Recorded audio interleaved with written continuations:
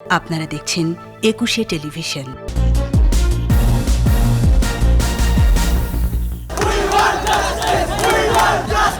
আজকে একজন, কালকে একজন, পরের দিন কেন আমি, তারপরের দিন কেউ, এভাবেই কি আমাদের জীবন? হাজারো স্টুডেন্ট জানতে চাওয়া যে কত লিটার রক্ত হলে এই রক্ত দিয়ে একটা নির্দিষ্ট পরিমাণ সড়ক আইন লিখা যাবে। শিক্ষার্থীদের আন্দোলনের মধ্যে উত্তর সিটির গাড়ি চাপায় ঝরল আরেক প্রাণ। ক্ষুব্ধ শিক্ষার্থীদের আশ্বস্ত করলেন মেয়র। গাজীপুরের মেয়র জাহাঙ্গীর সাময়িক বরখাস্ত। জমি দখল, চাঁদাবাজির বিস্তর অভিযোগ। পাকিস্তানের চেয়ে সব সূচকে এগিয়ে বাংলাদেশ, ষড়যন্ত্র নস্যাৎ করে এগিয়ে যাওয়ার অঙ্গীকার। প্রথম ডোজ টিকা পেয়েছেন 40% মানুষ। বুস্টার ডোজের বিষয়ে ভাবার পরামর্শ বিশেষজ্ঞদের। চট্টগ্রামের মাঠে কাল গড়াচ্ছে বাংলাদেশ পাকিস্তান প্রথম টেস্ট। টি-20-র হতাশা ভুলতে চায় টাইগাররা।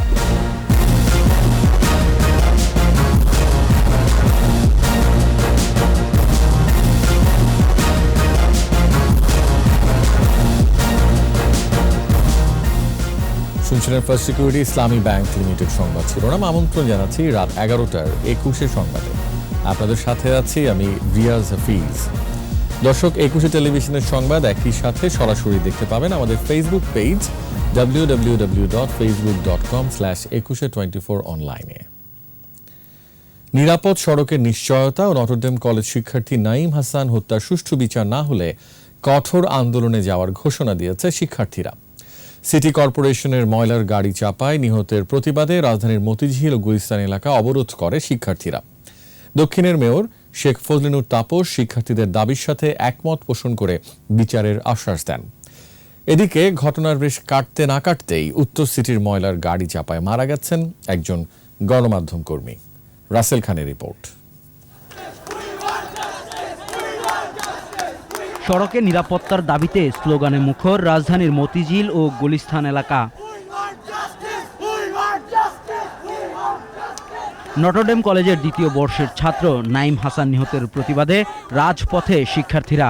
সকাল থেকে গুলিস্তান সায়েন্স ল্যাব, ফার্মগেট ও উত্তরা সহ বিভিন্ন স্থানে সুষ্ঠু বিচারের দাবিতে বিক্ষোভে নামে শিক্ষার্থীরা। মতিঝিলের শাপলা চত্বর ঘুরে গুলিস্তান সিনেমা হলের সামনে অবস্থান নেয় তারা। সেখানে কিছুক্ষণ অবস্থান শেষে 0 পয়েন্টে অবস্থান নেয় বিক্ষুব্ধ শিক্ষার্থীরা। নিরাপদ সড়কের দাবি জানান তারা। যতই ধরা পড়ুক না কেন, এই জন্য আমরা এই স্টেপটা নিয়েছি। আর আমরা চাই এই বিচারটা ভালোভাবে যাতে বাস্তবায়ন করা হোক। কত লিটার রক্ত হলে এই রক্ত দিয়ে একটা নির্দিষ্ট পরিমাণ সড়ক আইন লিখা যাবে। নিরাপদ সড়ক আইন প্রণয়ন করা সত্ত্বেও কেন এই ঘটনাগুলো ঘটছে? আজকে একজন, কালকে একজন, পরের দিন কেন আমি? গাড়ি চালক রাসেলের শাস্তি সহ নাঈমের পরিবারকে ক্ষতিপূরণ দেওয়ার দাবি জানানো হয় বিক্ষোভ সমাবেশ থেকে। 48 ঘন্টার মধ্যে দাবি আদায় না হলে রোববার থেকে কঠোর আন্দোলনে যাওয়ার আলটিমেটাম দেয় শিক্ষার্থীরা। সরকারি গাড়িতে যদি আজকে মৃত্যুবরণ করে সেই দায় কে নিবে? সেই সরকারকেই নিতে হবে।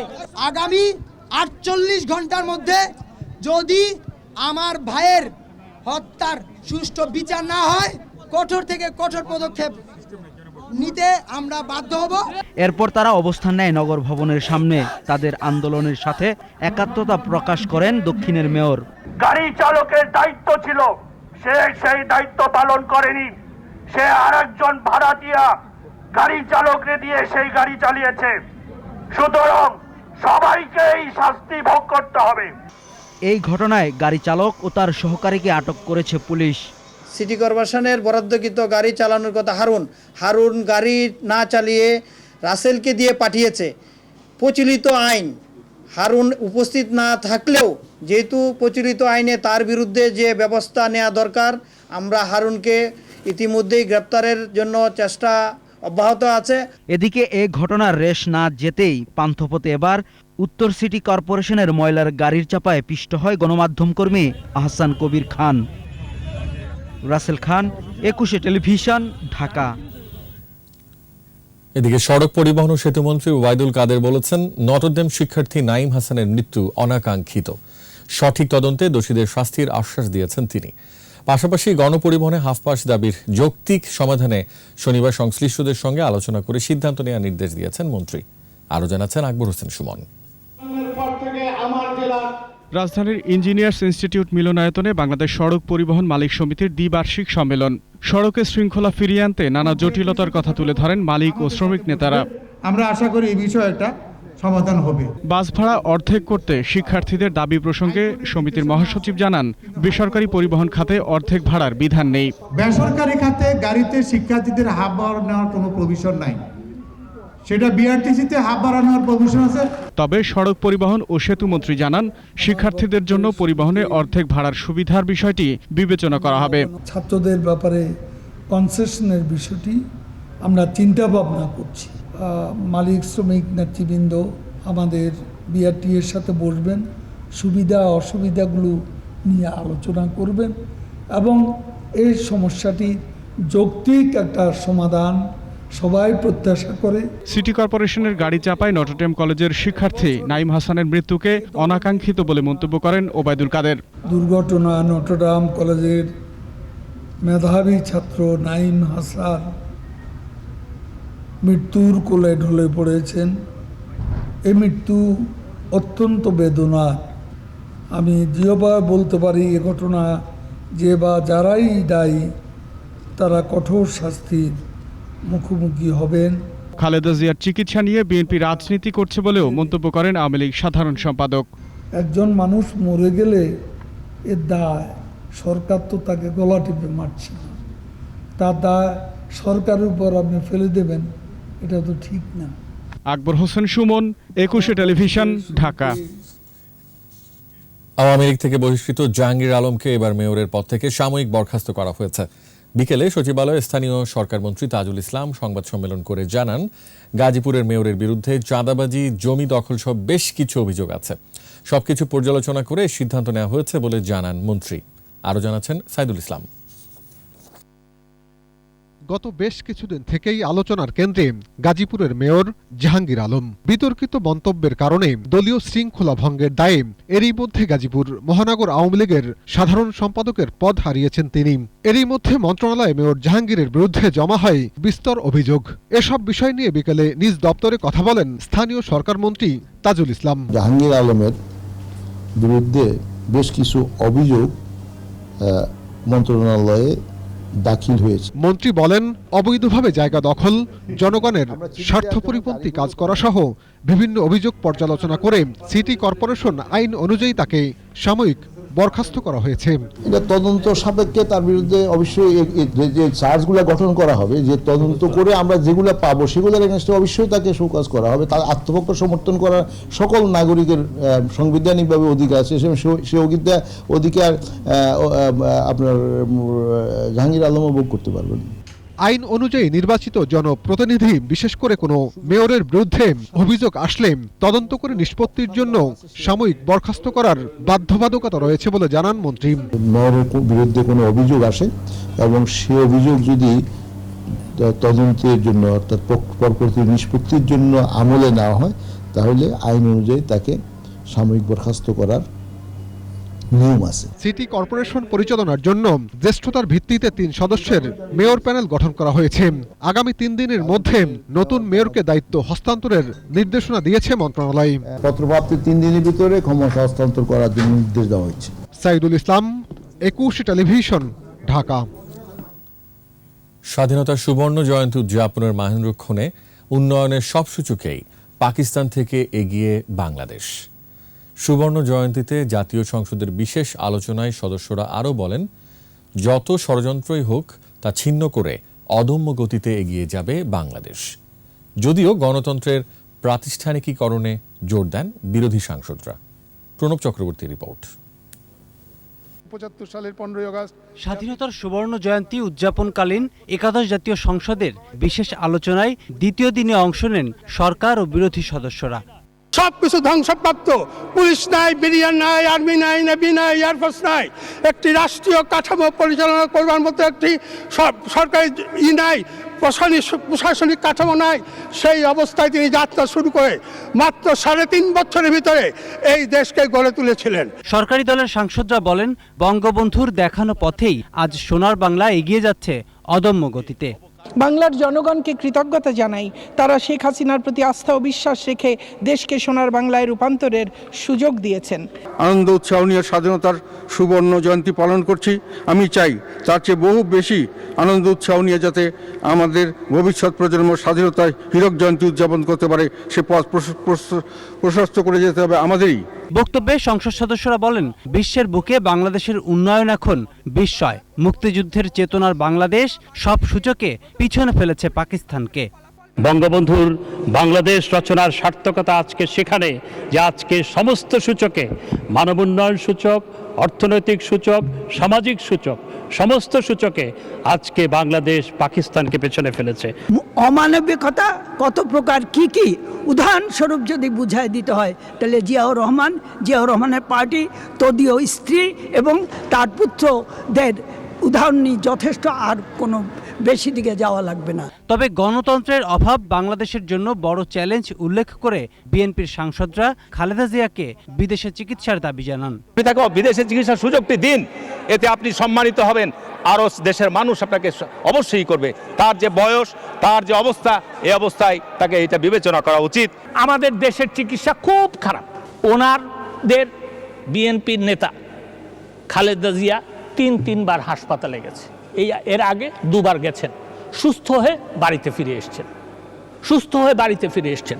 মাননীয় স্পিকার, আমরা বলেছি বিদেশ থেকে যদি ডাক্তার আনতে হয় আনেন, চিকিৎসা করান, সেই লাইনে কোনোদিন হাঁটবে না, সেই কথা চিন্তাও করবে না, সেই দিকে একটা পদক্ষেপও নিবে না, শুধু বলবে বিদেশ পাঠায় দেন। পরে স্বাধীনতার সুবর্ণ জয়ন্তী উপলক্ষে বিশেষ আলোচনার প্রস্তাবটি সর্বসম্মতিক্রমে গৃহীত হয় সংসদে।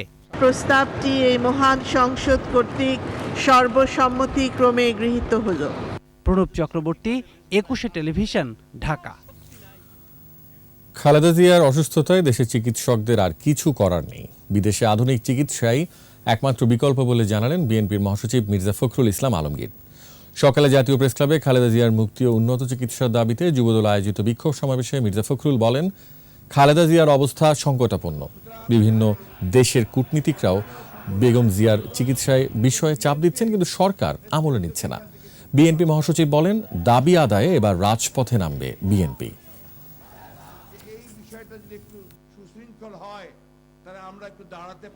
যখন ডাক্তাররা পর্যন্ত বলছেন যে আমাদের সব বিদ্যা, আমাদের জ্ঞান প্রায় শেষ, আমরা এখানে আর এর বেশি কিছু করতে পারবো না, পরিষ্কার করে বলছেন তারা বলছেন যে অবিলম্বে তাকে বিদেশে পাঠানো দরকার তার চিকিৎসার জন্য। আন্তর্জাতিকভাবেও তার উপরে চাপ আসছে চিকিৎসা করতে জন্য, কোনোটাই তিনি শুনছেন না। দেশের 27% মানুষ 2 ডোজ করোনা টিকা নিয়েছেন, আর প্রথম ডোজ টিকা পেয়েছেন 40% মানুষ। স্বাস্থ্যমন্ত্রী জানিয়েছেন, কেউই ভ্যাকসিনের আওতার বাইরে থাকবে না। বিশেষজ্ঞরা বলছেন, চতুর্থ ঢেউ যাতে না আসে সেজন্য আরও বেশি সতর্ক থাকতে হবে। বুস্টার ডোজ দেওয়ার বিষয়ে বিবেচনা করারও পরামর্শ তাদের। স্মৃতিমণ্ডলের রিপোর্ট। করোনা মহামারী মোকাবেলায় শুরু থেকেই বিভিন্ন উৎস থেকে টিকা সংগ্রহ করে সরকার। 19,000 কোটি টাকায় কেনা হয়েছে 21 কোটি ডোজ টিকা, আর কোভ্যাক্সের আওতায় উপহারের টিকার পরিমাণ 2.5 কোটিরও বেশি। ওষুধ প্রশাসন অধিদপ্তরের অনুমোদন পাওয়া 9টি টিকার মধ্যে অ্যাস্ট্রাজেনেকা, ফাইজার, মডার্না আর সিনোফার্মের টিকায় চলছে টিকাদান কর্মসূচি। এরই মধ্যে 2 ডোজ টিকাই নিয়েছেন 4.25 কোটি, আর প্রথম ডোজ নিয়েছেন 5.5 কোটির বেশি মানুষ। ভ্যাকসিনের আওতার বাইরে কেউ থাকবে না, সকলকেই বাংলাদেশে যারা ভ্যাকসিনের টার্গেট পপুলেশন আছে তাদেরকে দেওয়া হবে। টার্গেট পপুলেশন আমাদের 12-13 কোটি ছিল, আমাদের 40% ভ্যাকসিনেট হয়ে গেছে এখন, আর প্রায় 25%-এর বেশি, 27% ডাবল ডোজও হয়ে গেছে। এবং আগামীতে আমরা আরও ভ্যাকসিন আমরা দিব এবং এটা চলমান প্রক্রিয়া চলতে থাকবে। এরই মধ্যে অবশ্য বিশ্বের বিভিন্ন দেশ বুস্টার ডোজ দেয়া শুরু হয়েছে।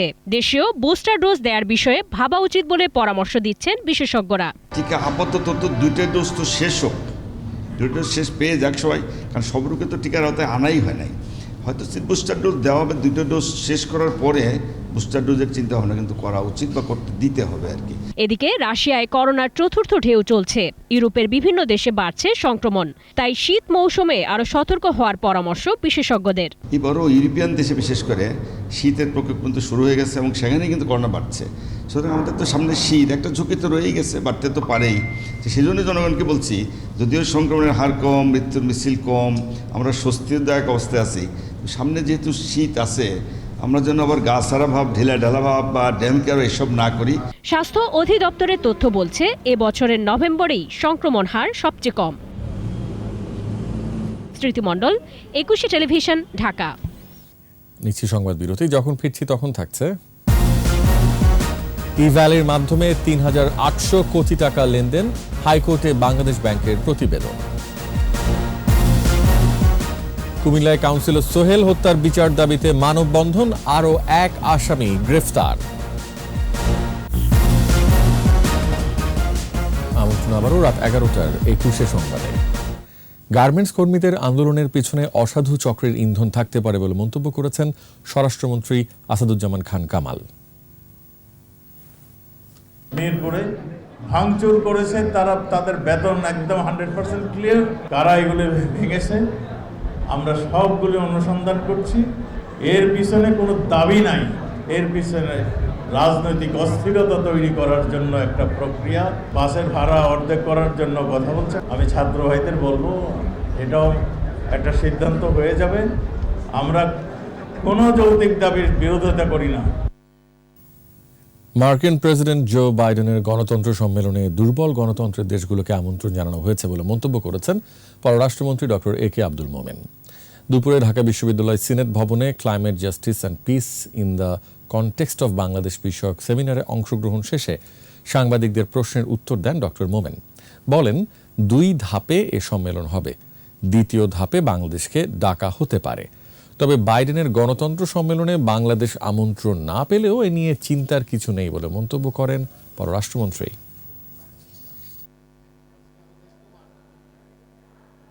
তারা যে সবাইকে ডাক দিবে, তারা 2 পর্বে করবে বলেছে। প্রথম পর্বে কয়েকটি দেশকে দাওয়াত দিয়েছে, এর মধ্যে অনেকগুলো দেশ যারা গণতান্ত্রিক দিক থেকে খুবই দুর্বল।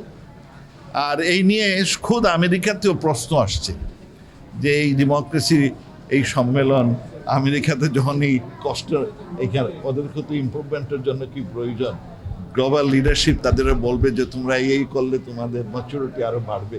এ নিয়ে তাদের খুদ আমেরিকাতেই প্রশ্ন আসছে। মানবতা, সামাজিক, অর্থনৈতিক সূচক সহ সব সূচকে পাকিস্তানের চেয়ে বাংলাদেশ এগিয়ে গেছে বলে মন্তব্য করেছেন তথ্যমন্ত্রী ডক্টর হাসান মাহমুদ। শিল্পকলা একাডেমিতে স্বাধীনতা সুবর্ণ জয়ন্তী ও মুজিব বর্ষ উপলক্ষে সশস্ত্র বাহিনী বিভাগের আয়োজনে ও নৌবাহিনীর ব্যবস্থাপনায় স্বাধীনতা যুদ্ধের দুর্লভ ছবিসমূহের প্রদর্শনীর উদ্বোধন করা হয়।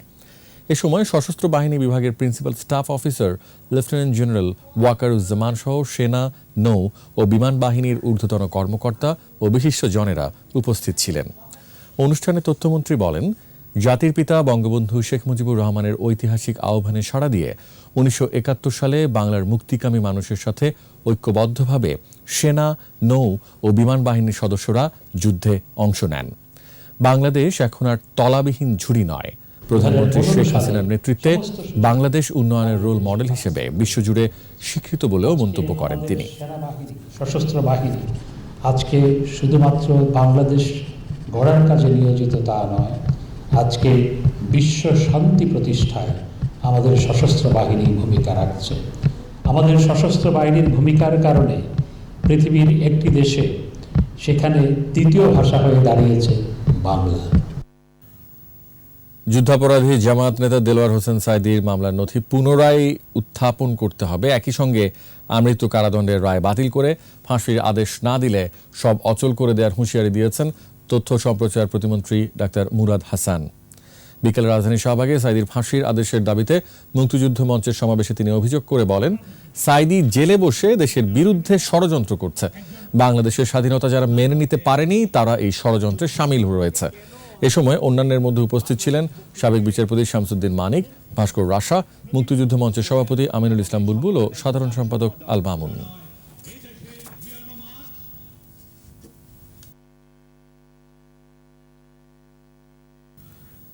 ইভ্যালির মাধ্যমে ৩,৮০০ কোটি টাকার লেনদেন করা হয়েছে বলে হাইকোর্টে প্রতিবেদন দাখিল করেছে বাংলাদেশ ব্যাংক। এই বিপুল পরিমাণ অর্থের অনেকটাই নগদ লেনদেন হয়েছে।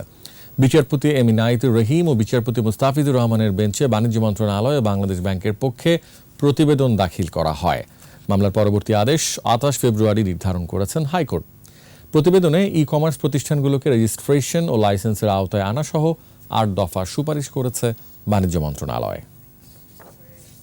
ইভ্যালি.com-এর মাধ্যমে প্রায় ৩,৮০০ কোটি টাকা এখানে লেনদেন করেছেন এবং এর অধিকাংশ টাকাই তারা অন্যান্য অ্যাকাউন্টে তারা এটা ট্রান্সফার করেছেন এবং বর্তমানে মাত্র ৩ কোটি টাকার মতো তাদের রয়েছে। গ্রাহকদের যে টাকাগুলো আটকে আছে সেই টাকাগুলো ছাড় দেওয়ার ব্যাপারেও গভর্নমেন্ট কী সিদ্ধান্ত নিয়েছে সেই আলোচনার মিটিং মিনিটসের মধ্যে চলে এসছে। কুমিল্লায় আলোচিত কাউন্সিলর সোহেল সহ জোড়া খুনের মামলায় আরও একজন গ্রেফতার হয়েছে। এদিকে হত্যার সময় সিসিটিভির একটি ফুটেজ সামাজিক যোগাযোগ মাধ্যমে ভাইরাল হয়েছে। জড়িতদের বিচার দাবিতে শহরে মানববন্ধন হয়েছে। রাজীব বণিকের ক্যামেরায় কুমিল্লার প্রতিনিধি হুমায়ুন কবির রনির রিপোর্ট, জানাচ্ছেন সমর ইসলাম। হত্যাকাণ্ডের সিসিটিভির ফুটেজটি সামাজিক যোগাযোগ মাধ্যম ও মিডিয়ায় প্রচারিত হয়েছে। ঘটনার সময় আতঙ্ক সৃষ্টির জন্য দুজন মুখোশধারী কালো কাপড় পরে কাউন্সিলর অফিসের কাছে এলোপাতাড়ি গুলি ছোড়ে। এতে লোকজন আতঙ্কিত হয়ে দোকানপাট ও বাসাবাড়ির দরজা জানালা বন্ধ করে দেয়। পরে মুখোশধারীরা গুলি করতে করতে এলাকা ত্যাগ করে। এদিকে দুপুরে কুমিল্লা সদর আসনের সংসদ সদস্য বীর মুক্তিযোদ্ধা হাজী আকম বাহারউদ্দিন বাহার হত্যাকাণ্ডের স্থল পরিদর্শন করেছেন। জনপ্রতিনিধিরা জনগণের উপর আস্থা এবং বিশ্বাস নিয়ে কাজ করে। ঘরে ঢুকে এইভাবে গুলি করে যারা হত্যা করেছে প্রতিটা মানুষকে আমরা চিহ্নিত করে নিয়ে আসবো ইনশাল্লাহ। আপনারা দোয়া করেন আমাদেরকে। অপরাধীদের শাস্তির দাবিতে সিটি মেয়র মোহাম্মদ মনিরুল হক সাক্কুর নেতৃত্বে প্রেসক্লাবের সামনে মানববন্ধন হয়েছে। পরে জেলা প্রশাসক ও পুলিশ সুপারের কাছে স্মারকলিপি দেয়া হয়। যে সন্ত্রাসের বিরুদ্ধে কাজ করতো, যে মাদকের বিরুদ্ধে কাজ করতো, আর কিছু সময় অপেক্ষা করে আমরাও নাগরিক সেবা থেকে বিরত থাকবার মতো কঠোর অবস্থানে যাতে যেতে না হয় আপনাদের মাধ্যমেও আমরা সেই দাবিটুকু জানাতে চাই। আমরা যা মানুষ জেলা প্রশাসক যাইতেছি, পুলিশ সুপারকে যাইতেছি, আমাদের অভিযোগ আমরা জানাইতেছি। তারা যদি সুষ্ঠুভাবে তদন্ত করে না ধরে, না এরা অ্যাকশনে না যায়, পরবর্তী আমরা বৃহত্তর আন্দোলন আমরা করব। দুপুরে কুমিল্লার চান্দিনা থেকে হত্যা মামলার ৯ নম্বর আসামি মাসুমকে গ্রেফতার করেছে গোয়েন্দা পুলিশ। এ নিয়ে জোড়া খুনের মামলায় 2 জনকে গ্রেফতার করা হলো। সোমবার বিকেলে নগরের পাথরিয়া পাড়ায় কাউন্সিলর সোহেলের ব্যক্তিগত কার্যালয়ে দুর্বৃত্তদের হামলায় 9 জন আহত হয়। পরে চিকিৎসাধীন অবস্থায় ওয়ার্ড আওয়ামী লীগের সভাপতি সোহেল ও তার সহযোগী হরিপদ সাহা মারা যান। সমর ইসলাম, 21 টেলিভিশন। এবার আমাদের বিশেষ আয়োজন আমার বাংলা।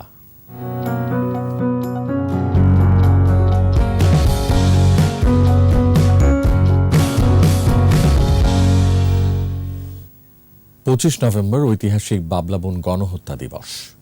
এদিন পাকিস্তানি হানাদাররা হত্যা করে রাজশাহী বিশ্ববিদ্যালয়ের মনোবিজ্ঞান বিভাগের অধ্যাপক মীর আব্দুল কাইয়ুম সহ 17 জনকে। 71-এর 30 ডিসেম্বর পদ্মার পাড়ের বধ্যভূমিতে পাওয়া যায় তাদের মৃতদেহ। হাসান আল মুবিনের ক্যামেরায় রাজশাহী বিভাগীয় প্রতিনিধি বদরুল হাসান লিটনের রিপোর্ট, জানাচ্ছেন সমর ইসলাম। সরকারি কর্মকর্তাদের আবাসিক এলাকা রাজশাহী নগরের শ্রীরামপুর।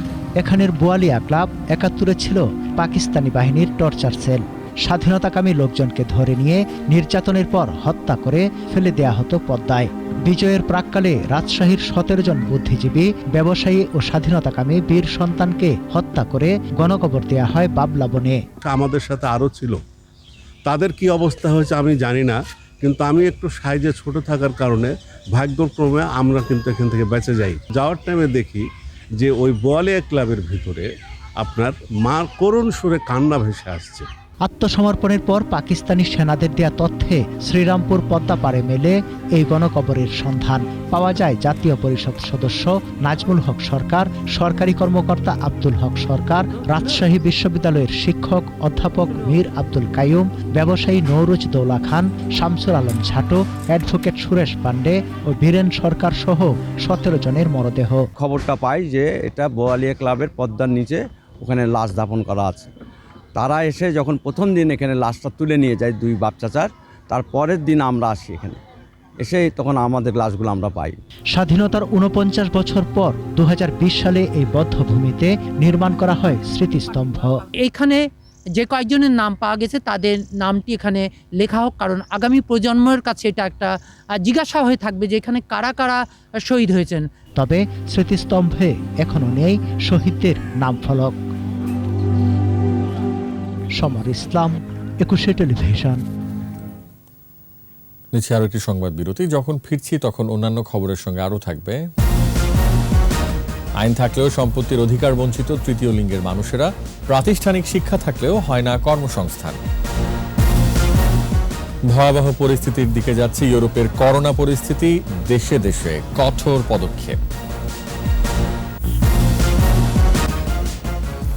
আমন্ত্রণ আবারও রাত 11টার 21 সংবাদে। 2031 সালে বাংলাদেশে ক্রিকেট বিশ্বকাপ আয়োজন উপলক্ষে বেশ কিছু নতুন স্টেডিয়াম নির্মাণ করা হবে বলে জানিয়েছেন যুব ও ক্রীড়া প্রতিমন্ত্রী জাহিদ হাসান রাসেল। একই সঙ্গে বিদ্যমান স্টেডিয়ামগুলো আধুনিকায়ন করার পরিকল্পনা রয়েছে বলে জানান প্রতিমন্ত্রী। বৃহস্পতিবার সন্ধ্যায় গাজীপুরের শফিপুরে আনসার ও ভিডিপি একাডেমিতে বঙ্গবন্ধু নবম বাংলাদেশ গেমস 2020-এ অংশগ্রহণকারী আনসার ও গ্রাম প্রতিরক্ষা বাহিনীর খেলোয়াড় ও কোচদের সংবর্ধনা অনুষ্ঠানে যোগ দিয়ে সাংবাদিকদের এসব কথা জানান তিনি। বিভিন্ন উপজেলায় 186টি মিনি স্টেডিয়াম নির্মাণ প্রকল্পের অনুমোদন দেওয়া হয়েছে জানিয়ে প্রতিমন্ত্রী বলেন, চলতি বছর আরও 171টি উপজেলায় স্টেডিয়াম নির্মাণের পরিকল্পনা আছে। মরণোত্তর চক্ষুদান করলে দেশে কর্নিয়া সংকট কমে আসবে। সন্ধানে জাতীয় চক্ষুদান সমিতির 37তম প্রতিষ্ঠা বার্ষিকীর আলোচনায় বক্তারা আরও বলেন, দেশে কর্নিয়া সংকট প্রকট, আর এ সমস্যায় প্রচুর মানুষ অন্ধত্বের শিকার হচ্ছেন। তারা বলেন, বেওয়ারিশ লাশ থেকে সংগ্রহ করা কর্নিয়ায় দেশের ঘাটতি মেটানো সম্ভব নয়। মরণোত্তর চক্ষুদানকে সবচেয়ে বড় দান উল্লেখ করে বক্তারা বলেন, একজন মৃত মানুষের চোখে একজন অন্ধ মানুষ পৃথিবীর আলো দেখতে পায়।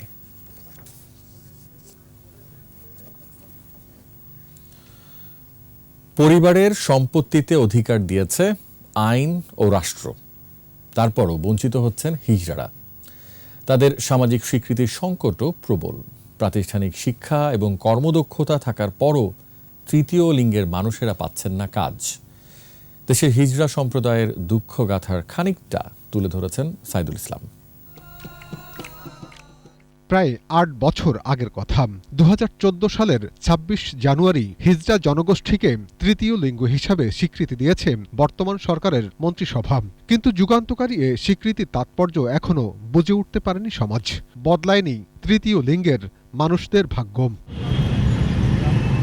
শিক্ষাগত যোগ্যতা থাকার পরও প্রাতিষ্ঠানিক কর্মসংস্থানের তেমন সুযোগ নেই। কর্মক্ষম হওয়া সত্ত্বেও মিলছে না কাজ। সনাতন পদ্ধতি অবলম্বনেই চলে তাদের জীবন। কারিনা ঢাকার একটি অভিজাত এলাকার মেয়ে, বাবা বিপুল সম্পত্তির মালিক। আইনগতভাবেই তাতে রয়েছে কারিনার অধিকার, কিন্তু বাস্তবতা ভিন্ন। আমার যেই বাবার সম্পত্তি সেটা আমার ভাইরা চাচ্ছে না আমাকে দিতে, বাট ইনডাইরেক্টলি তারা ব্যাপারটা ইয়ে করতে যাচ্ছে। অবশ্যই চাই এবং এটা আমি আদায় করেই ছাড়বো, যেহেতু এটা আমার অধিকার। তিনি তেজগাঁও কলেজ থেকে বাণিজ্যে এইচএসসি পাশ করেছেন, কিন্তু নানা অফিসে ঘুরেও জুটছে না ছোট একটি কাজ। সম্মানজনক একটা জব পেলে অবশ্যই আমাদের মতো যারা আছে এখানে করতে চায় জব, কিন্তু দুঃখের বিষয় হচ্ছে আমরা না মানুষকে একটা স্বপ্ন দেখায় ঠিকই, কিন্তু সেই স্বপ্ন কখনোই পূরণ করি না। এ গল্প শুধু একজন কারিনার নয়, তৃতীয় লিঙ্গের হাজারো মানুষের জীবনচিত্র প্রায় এমনই। মেকআপে তাদের চেহারা ঝলমলে, হৃদয়ে গভীর ক্ষতম। নিরুপায় হয়েই রাস্তায় নামতে হচ্ছে হিজড়াদের। পরিচয় দিতে চায় না, সম্পত্তি থেকে বঞ্চিত করে, সবকিছু থেকে আর কি বঞ্চিত করে। আমার সেই সম্পদের অধিকার আমার দিবে না, বলে তোমার হবে না, তোমার কোনো সম্পদে ভাগ নাই। তবে কিছু ব্যতিক্রম আছে। ২-৪ জন ব্যবসার মাধ্যমে উদ্যোক্তা হওয়ার স্বপ্ন দেখছিলেন, কিন্তু করোনা পথে বসিয়েছে তাদের। সম্পত্তি সহজে কেউ নিতে পারে না। যদি এই ধরনের কেউ বাধা সৃষ্টি হয়ে দাঁড়ায়, অবশ্যই আইন আমাদের পাশে আছে। হিজড়াদের অধিকার নিয়ে কাজ করা এই আইনজীবী বলছেন, সমাজ, রাষ্ট্র ও পারিবারিক অধিকার আদায়ে আরও সোচ্চার হতে হবে। আমরা যদি থার্ড জেন্ডার হিসেবে হিজড়াদেরকে রিকগনাইজ করি, তাহলে তাদের উপরে আমাদের অনেক স্পষ্টভাবে তাদের রাইটসগুলো আমাদেরকে নিয়ে একটা আলাদা আইন তৈরি করতে হবে, সঙ্গে পলিসিও থাকতে হবে। তৃতীয় লিঙ্গের অবহেলিত মানুষগুলোর অধিকার নিশ্চিত করা জরুরি বলে মনে করছেন স্বেচ্ছাসেবী সংগঠনগুলোর প্রতিনিধিরাও। সাইদুল ইসলাম, 21 টেলিভিশন, ঢাকা। এবার সোশ্যাল ইসলামী ব্যাংক লিমিটেড বাণিজ্য সংবাদ।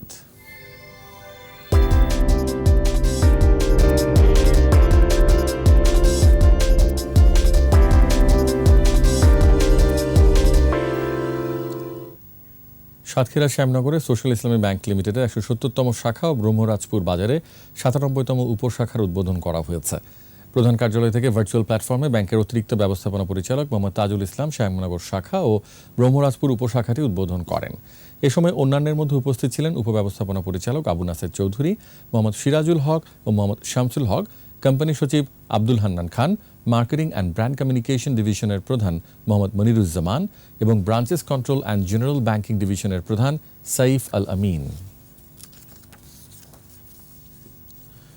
ঢাকার কেরানীগঞ্জে ইসলামী ব্যাংকের 318তম এবং ঢাকা সাউথ জোনের 21তম শাখার উদ্বোধন করা হয়েছে।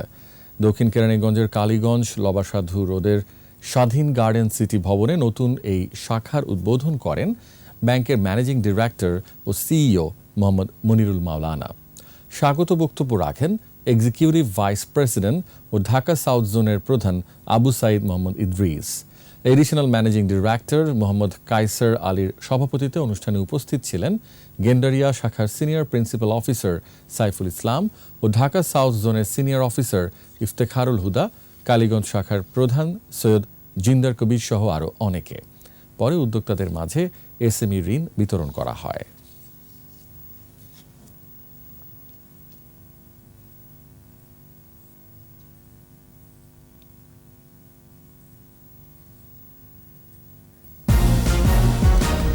শিক্ষার্থীদের আন্দোলনের মধ্যেই উত্তর সিটির গাড়ি চাপায় ঝরল আরেক প্রাণ। ক্ষুব্ধ শিক্ষার্থীদের আশ্বস্ত করলেন মেয়র। গাজীপুরের মেয়র জাহাঙ্গীর সাময়িক বরখাস্ত। জমি দখল, চাঁদাবাজির বিস্তর অভিযোগ। পাকিস্তানের চেয়ে সব সূচকে এগিয়ে বাংলাদেশ, ষড়যন্ত্র নস্যাৎ করে এগিয়ে যাওয়ার অঙ্গীকার। প্রথম ডোজ টিকা পেয়েছেন 40% মানুষ। বুস্টার ডোজের বিষয়ে ভাবার পরামর্শ বিশেষজ্ঞদের। চট্টগ্রামের মাঠে কাল গড়াচ্ছে বাংলাদেশ পাকিস্তান প্রথম টেস্ট। টি20-র হতাশা ভুলতে চায় টাইগাররা। সর্বশেষ খবর জানতে ডায়াল করুন 2021 নম্বরে আর ভিজিট করুন 21-tv.com ওয়েবসাইটে। এছাড়া ফেসবুকে লগ ইন করতে পারেন facebook.com/2124 অনলাইনে। আমাদের পরবর্তী সংবাদ রাত 1টায় দেখার আমন্ত্রণ রইল। দর্শক, স্বাস্থ্যবিধি মেনে চলুন, সুস্থ থাকুন, 21 সংবাদ দেখুন, সঙ্গেই থাকুন।